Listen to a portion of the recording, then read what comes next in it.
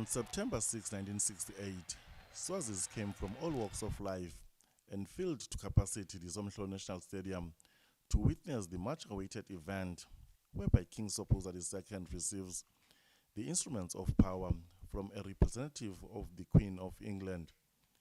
Queen Elizabeth II of Great Britain was represented by the Secretary General of Commonwealth Member States, George Thomson. This day indeed brought joy to the entire Swazi Nation as King Sobhuza II was taking total control of Swaziland, and that the Kingdom of Swaziland gained its sovereignty after 65 years of colonial rule. Indications that the country's sovereignty was indeed back was the flying of the national flag and downing of the Union Jack. The country had its own national anthem.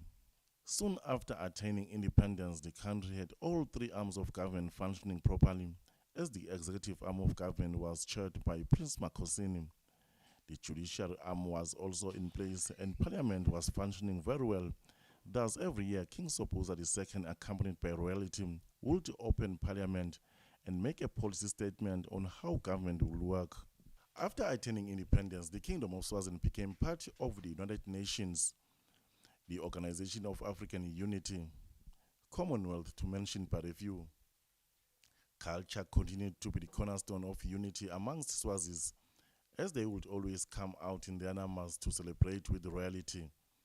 Gosnasi Dlamini reporting for Swaziland Television News, Baban.